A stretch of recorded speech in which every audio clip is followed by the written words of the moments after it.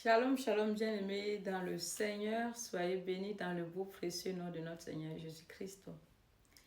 Je viens aujourd'hui te partager quelques erreurs à éviter dans le combat spirituel.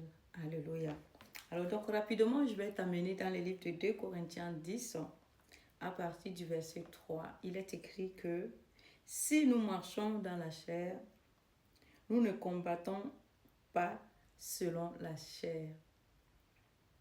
Car, verset 4, les armes avec lesquelles nous combattons ne sont pas charnelles, mais elles sont puissantes par la vertu de Dieu pour renverser des forteresses. Verset 5, nous renversons les raisonnements de toute hauteur qui s'élèvent contre la connaissance de Dieu et nous amenons toute pensée captive à l'obéissance de Christ. Alléluia. Bien-aimés, nous allons aller encore dans le livre d'Éphésiens, chapitre 6, verset 12.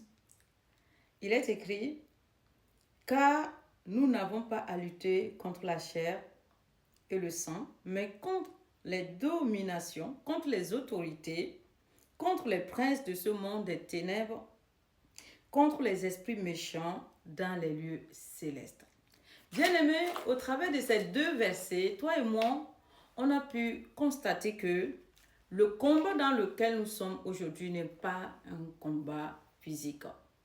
Hier, quand les hommes, nos aïeux, étaient dans l'apparence physique, quand Adam a péché et les a soumis dans cet péché, quand le Saint-Esprit n'était pas encore venu, les combats étaient physiques. Il fallait prendre des armes. Il fallait aller dans les contrées, renverser les nations. Mais cependant, nous, dans notre génération, Jésus est venu. Il n'est pas seulement venu, il est venu avec son esprit. Et en repartant, il nous a fait don de cet esprit. Et il a ramené tout un chacun à la vie. Chose qui était impossible hier. Donc aujourd'hui, il a fait de nous quoi? Des enfants de Dieu.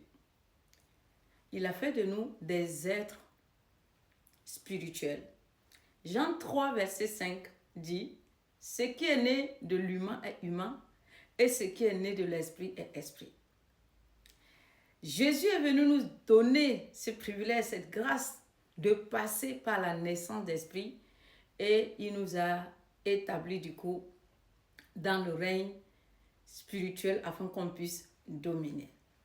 Cependant, il y a une réalité dans laquelle tout en chacun nous faisons face. Nous parlons du combat spirituel, oui. Ce combat spirituel que nous vivons d'une manière ou d'une autre. Et pour certains d'entre nous, les esprits sont passés par nos familles, voilà. Ils sont passés par nos familles, par nos proches, pour pouvoir mener ces combats. Ce qui est difficile quand même, voilà, c'est difficile. Quand tu sais que c'est un membre de ta famille, c'est quelqu'un de proche qui est utilisé par l'ennemi contre ta vie. Cependant, la Bible nous donne des armes. Et il nous rend capables de pouvoir mener ce combat sans combattre la chair. Alléluia. Bien-aimé, j'aimerais que toi et moi puissions repérer les erreurs à éviter dans le combat spirituel. Tu es aujourd'hui combattu par exemple par la sorcellerie. Dieu t'a montré la personne qui te combat. Et toi-même tu as eu la confirmation par A plus B que c'est cette personne qui te combat. Les erreurs à ne pas commettre, c'est de cultiver la haine contre cette personne. C'est de chercher coûte que coûte à détruire cette personne. C'est de chercher coûte que coûte à renverser cette personne. C'est de souhaiter la mort de cette personne. Si tu rentres dans cet état d'esprit, tu n'auras jamais la victoire. Ce qu'il faut faire, vu que nous avons lu les deux versets, 2 Corinthiens 10, verset 2 à 5 et Éphésiens 6, verset 12.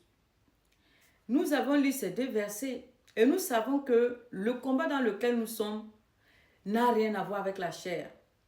Ce qu'il faudrait faire, Tu as repéré ton sorcier. Tu as repéré la sorcière qui te combat. Manifeste l'amour. Oui, c'est difficile, mais il faut le faire. Manifeste beaucoup d'amour à l'égard de cette personne. Prie pour cette personne. À chaque fois qu'il est dans le besoin, si tu peux l'aider, fais ton possible pour l'aider. À chaque fois qu'il est dans le besoin, à chaque fois qu'elle a besoin de toi, que tu peux l'aider, aide-le, aide-la.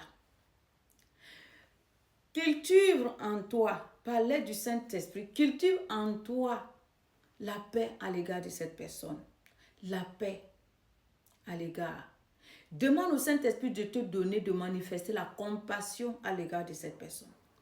Tu sais, quand la compassion commence à prendre place, les combats, les attaques de cette personne deviennent pour toi une opportunité. Tu ne vois plus cela comme un combat, tu ne vois plus cela comme des attaques, mais tu les vois comme des opportunités. Des opportunités par lesquelles tu vas pouvoir te bâtir. Des opportunités par lesquelles tu vas pouvoir monter dans une autre dimension. Des opportunités par lesquelles tu vas pouvoir te propulser. Le combat devient difficile à partir du moment où on est ignorant, à partir du moment où on ne sait pas, on se voit comme des victimes. C'est là où le combat devient vraiment terrible en fait pour nous. Mais si tu as compris cet aspect et que tu as compris que Dieu est en toi et vit en toi, tu as compris, bien-aimé, qu'ils ont été dépouillés, que la parole que tu as est plus puissante que le leur, tu vas accepter et tu vas demander au Saint-Esprit de te former, de te donner un cœur qui va manifester la compassion. Quand tu vas commencer à compatir, tu verras que à chaque attaque, tu auras la victoire. Je dis à chaque fois qu'ils vont essayer de t'attaquer, tu auras la victoire. La deuxième des choses qu'il faut aussi faire, c'est que dès lors où Dieu t'a montré que tu as la confirmation, comme je dis, tu dois être gentil, mais retire-toi, garde la distance, mets la distance barrière. Ne mange plus avec, ne te promène plus, ne parle plus de tes projets, ne dis plus rien. La seule chose qui doit rester, c'est l'amour et le bienfait que tu les apportes. C'est la seule chose qui doit rester. Il ne doit plus être au courant de tes projets. Il ne doit plus manger avec toi. Il ne doit plus se promener avec toi. Mais ils auront simplement l'aide que tu les apportes. Donc, quand tu décides aussi, supposons qu'ils te demandent de l'argent. Quand tu décides de leur donner cet argent, ne dis pas, Dieu a dit de manifester l'amour. Prends l'argent là. Prie pour cet argent. Prends le temps de bien prier pour l'argent là, avant d'envoyer. De sorte que, même s'ils prennent ton argent pour amener dans les canaries de la sorcellerie, pour amener dans le deuxième règne de la sorcellerie, pour l'amener dans les couvents, peu importe l'endroit où ils vont amener, que ce soit c'est les marabouts, c'est les féticheurs, qu'ils ne puissent rien tirer, ils ne puissent rien faire à partir de cet argent. Tout ce que tu décides de les apporter comme l'aide, prends le temps de toujours prier. De toujours sécuriser ta vie, de toujours sécuriser ta vie, bien-aimée. Et tu verras que rien ne va arriver. L'importance d'être bon avec le sorcier ou la sorcière qui te combat, de les aider. L'importance de leur manifester l'amour, la compassion est que toi, inconsciemment, tu appelles Dieu à prendre les choses en main. C'est-à-dire que ton combat ne devient plus ton combat, mais ça devient le combat de Dieu. Parce que quoi, tu es dans l'obéissance. Dans l'obéissance.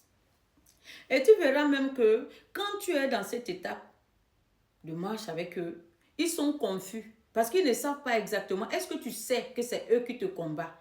Est-ce que ils cherchent à savoir ton état d'esprit. Ils cherchent à savoir s'ils sont démasqués. Mais toi, tu ne dois jamais, jamais révéler. Reste silencieux. Le silence est une arme qui va te donner la victoire. Mais si tu es à parler de gauche à droite, tu vas vivre, tu vas connaître la défaite. Donc, aime tes ennemis, prie pour eux, bénis-les. Ne prie pas pour les morts, ne prie pas pour les décisions, ne prie pas que les malheurs leur arrivent. Mais tout ce qu'ils font, lève-toi, annule cela au nom de Jésus. S'ils envoient une flèche, renvoie la flèche à l'esprit qui t'a envoyé. Ça, c'est légal. Mais ne garde aucune rancune à leur égard. Ne les souhaite pas le mal. Amen. Et tu verras.